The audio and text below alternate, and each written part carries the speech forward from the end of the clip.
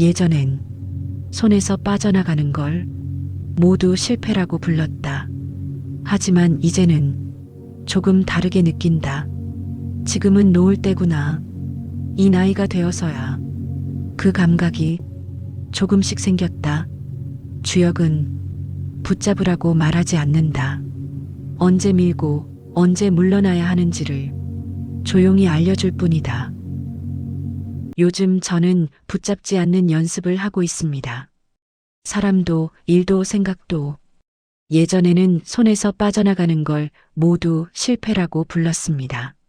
하지만 이제는 조금 다르게 느낍니다. 아, 지금은 놓을 때구나.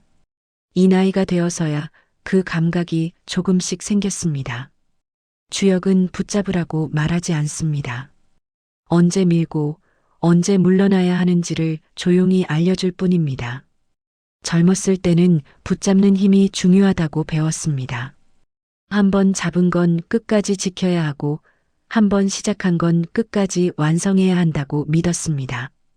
그래서 저는 많은 걸 붙잡고 살았습니다. 사람도 일도 심지어 아픔까지도 놓지 못했습니다. 하지만 시간이 지나며 깨달았습니다. 붙잡는 것보다 놓아주는 게 더 어렵다는 것을, 그리고 때로는 놓아야만 다음으로 나아갈 수 있다는 것을. 사람과의 이별은 대개 예고 없이 옵니다. 어느 날부터 연락이 뜸해지고, 어느 날부터 안부를 묻지 않게 되고, 어느 순간 서로의 소식이 필요 없어지는 때가 옵니다. 예전에는 그걸 견디지 못했습니다. 왜 멀어졌는지, 제가 뭘 잘못했는지 끝까지 이유를 찾으려 했습니다. 30년 넘게 함께 일한 동료가 있었습니다. 같은 사무실에서 책상을 마주하고 점심을 함께 먹고 퇴근길에 소주 한 잔씩 하던 사이였습니다. 하지만 제가 먼저 퇴직하고 나서 관계가 달라졌습니다. 처음 몇 달은 가끔 연락했습니다. 요즘 어때? 잘 지내지? 그런데 어느 순간부터 할 말이 없어졌습니다. 저는 회사 이야기를 듣고 싶지 않았고 그 사람은 제 일상에 별 관심이 없어 보였습니다. 그렇게 연락이 뜸해지고 1년에 한두 번 문자로 안부만 주고받는 사이가 됐습니다. 예전 같았으면 이렇게 생각했을 겁니다. 내가 뭘 잘못했나? 내가 더 노력했어야 했나? 하지만 지금은 그렇게 하지 않습니다. 주역을 읽으며 그걸 알게 됐습니다. 사람에게도 때가 있다는 것을. 다가오는 인연이 있듯 조용히 물러나는 인연도 있습니다. 그건 누구의 잘못도 아니고 특별한 이유가 있는 것도 아닙니다. 다만 흐름이 바뀐 것뿐입니다. 그걸 인정하자 이별이 조금 덜 아팠습니다. 억지로 붙잡지 않으니 미련도 덜 남았습니다. 저는 오랫동안 제 이름 앞에 붙은 것들을 놓지 못했습니다. 누군가의 아버지, 누군가의 남편, 어느 회사 출신 누구. 그 이름들이 없으면 제가 사라질 것 같았습니다. 그래서 그 역할을 끝까지 붙잡고 있었습니다. 퇴직하고 나서도 한동안 명함을 버리지 못했습니다. 지갑 안에 회사 명함을 꽂아두고 다녔습니다. 누가 물어보면 저는 여기서 일했습니다라고 보여줄 수 있도록 말입니다. 그게 제 정체성이라고 생각했습니다. 30년을 일한 회사, 그 직함, 그 역할이 곧 저였습니다. 하지만 어느 날 문득 이런 생각이 들었습니다. 이제는 그 역할을 내려놔도 괜찮지 않을까? 주역에는 박이라는 괴가 있습니다. 껍질이 벗겨진다는 뜻입니다. 처음에는 그게 손실처럼 보입니다. 하지만 껍질이 벗겨져야 새로운 것이 자랄 수 있습니다. 모든 역할에는 시작과 끝이 있습니다. 끝을 인정하지 않으면 다음 자리가 오지 않습니다. 그 말이 이상하게 가슴에 남았습니다. 그날 저녁 저는 명함을 꺼내 오래 들여다봤습니다. 그리고 조용히 서랍 깊은 곳에 넣어두었습니다. 이제는 그 이름으로 불리지 않아도 괜찮다고 스스로에게 말했습니다. 솔직히 말하면 가장 무서웠던 건 쓸모 없어지는 것이었습니다. 아무도 찾지 않고, 아무도 묻지 않고, 아무도 기대하지 않는 상태. 그게 이별보다 더 무서웠습니다. 그래서 괜히 나서고, 괜히 말 얹고, 괜히 참견했습니다. 자식이 직장 이야기를 하면 제 경험을 늘어놓았습니다. 아버지가 젊었을 때는 말이야. 아내가 집안일을 하면 제 방식을 알려주려 했습니다. 그건 이렇게 하는 게 더 효율적이야. 친구들과 만나면 제가 아는 정보를 자랑하듯 말했습니다. 요즘 뉴스 봤어? 이건 이런 의미야. 하지만 사람들의 반응은 시들했습니다. 자식은 네, 알았어요 라고만 하고 자기 방으로 들어갔고, 아내는 괜찮아요. 제가 할게요 라고 정중히 거절했고, 친구들은 고개만 끄덕이고 화제를 돌렸습니다. 그럴 때마다 마음이 서늘해졌습니다. 아, 나는 이제 필요 없는 사람이구나. 하지만 주역을 읽다 이런 문장이 눈에 들어왔습니다. 물러남은 사라짐이 아니다. 그 문장을 읽고 한참을 가만히 앉아 있었습니다. 쓸모는 앞에 있을 때만 생기는 게 아니라는 걸 그제야 조금 알 것 같았습니다. 뒤에서 조용히 지켜보는 것도 역할입니다. 말하지 않고 듣는 것도 힘입니다. 나서지 않고 기다리는 것도 도움입니다. 그걸 깨닫고 나서 저는 조금 달라졌습니다. 자식이 이야기할 때 조언하지 않고 그냥 들었습니다. 아내가 일할 때 간섭하지 않고 그냥 두었습니다. 친구들과 만나면 제 이야기보다 그들의 이야기를 더 물었습니다. 그랬더니 신기한 일이 일어났습니다. 자식이 먼저 아버지는 어떻게 생각하세요? 라고 물었습니다. 아내가 당신 의견도 들어볼게요 라고 말했습니다. 친구들도 제 말에 더 귀 기울이기 시작했습니다. 저는 깨달았습니다. 쓸모는 내가 만드는 게 아니라 자연스럽게 생기는 것이라는 걸 말입니다. 어느 날부터 몸이 예전 같지 않았습니다.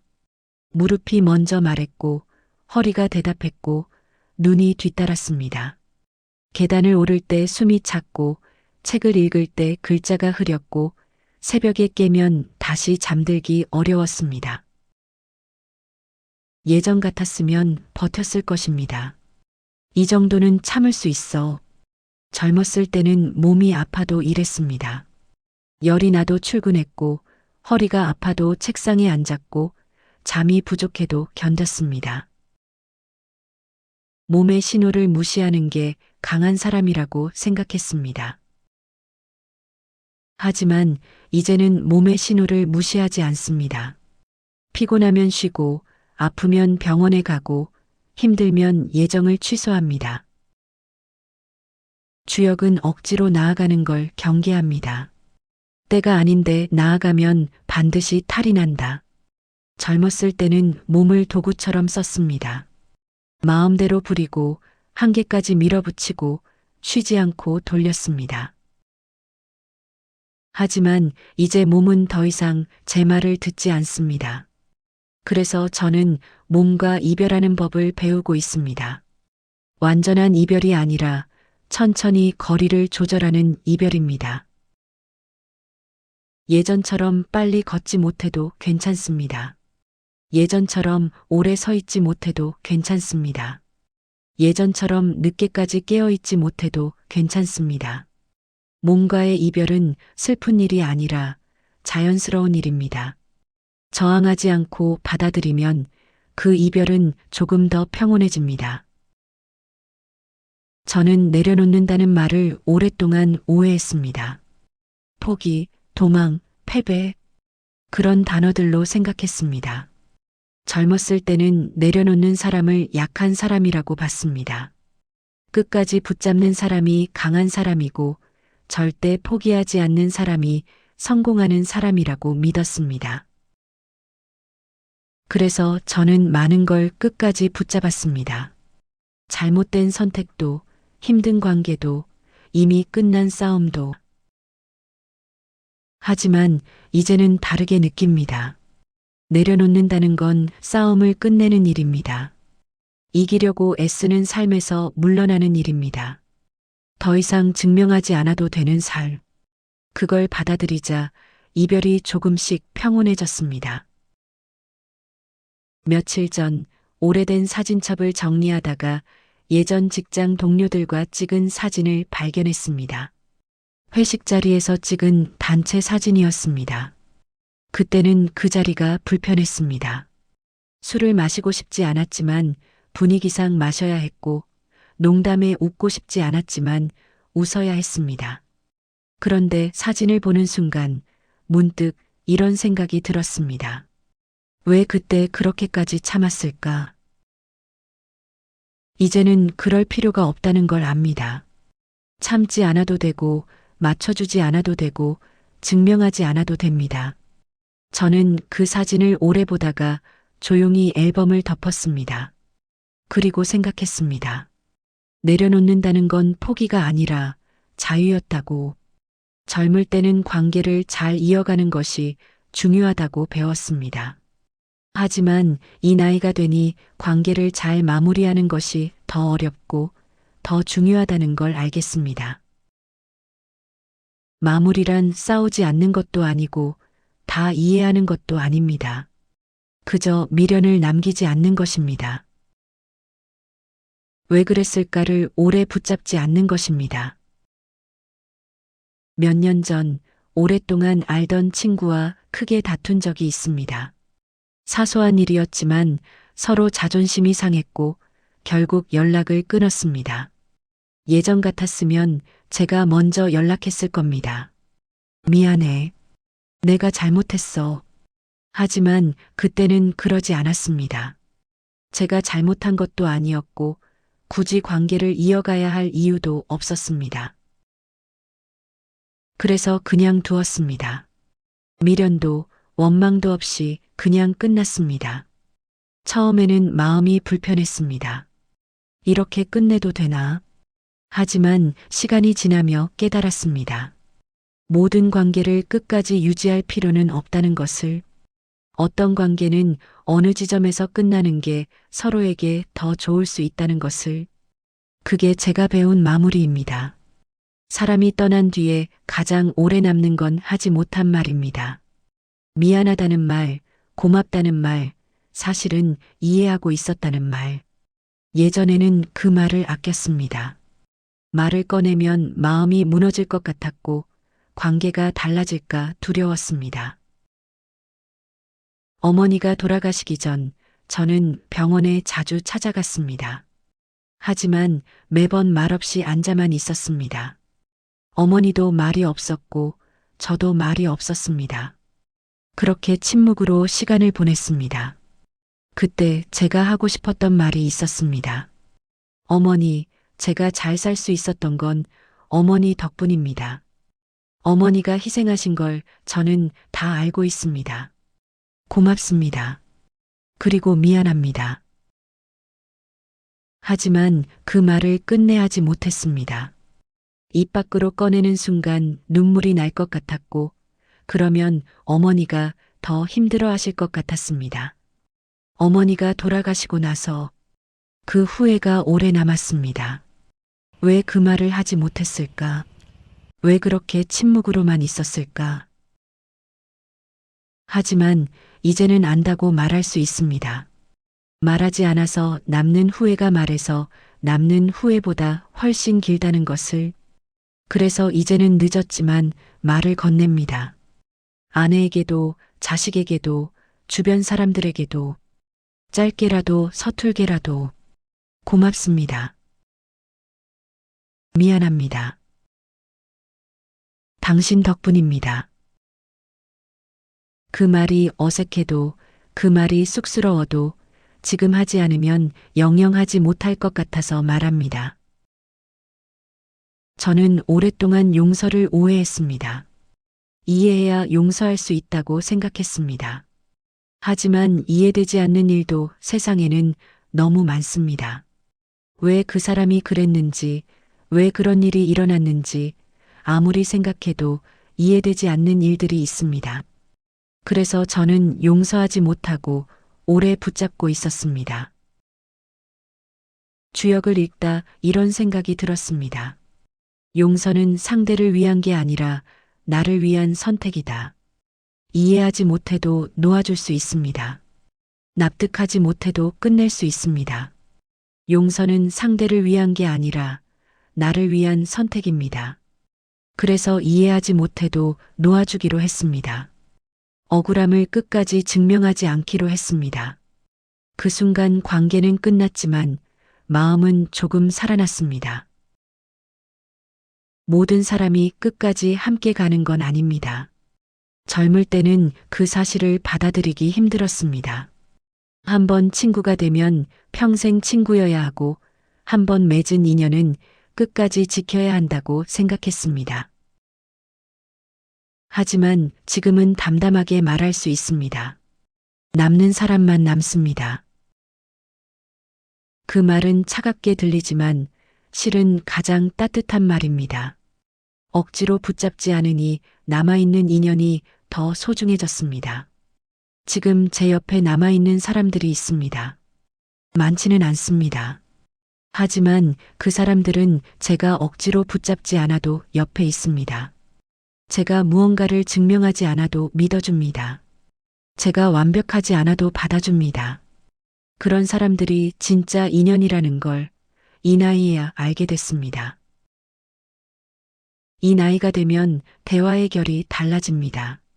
앞으로 뭘 할지보다 혹시 내가 없어도 괜찮을지를 생각하게 됩니다. 그래서 이런 말을 건네게 됩니다. 나는 괜찮다. 너희도 너희 삶을 살아라. 그 말은 떠나겠다는 선언이 아니라 짐이 되지 않겠다는 약속입니다. 며칠 전 큰아들과 조용히 이야기를 나눴습니다. 아빠가 나중에 몸이 불편해지면 어떻게 할 거야? 아들이 걱정스러운 얼굴로 물었습니다.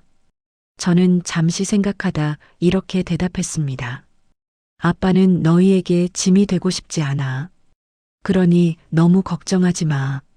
아들은 아버지, 그게 무슨 말이에요? 라고 했지만 저는 진심이었습니다. 자식들이 자기 삶을 살았으면 좋겠습니다. 저 때문에 희생하지 않았으면 좋겠습니다. 그게 제가 준비하는 작별입니다. 한때는 무엇을 남길지 고민했습니다. 집, 돈, 기록. 자식들에게 뭘 물려줄까, 어떤 유산을 남길까 생각했습니다. 하지만 시간이 지나며 생각이 바뀌었습니다. 기억에 남는 건 태도입니다. 어려운 순간에 어떤 얼굴이었는지, 어떤 말투였는지, 어떤 침묵이었는지, 그게 사람에게 남습니다. 물건은 언젠가 사라지지만 태도는 기억에 남습니다. 그래서 저는 이제 태도를 남기려 합니다.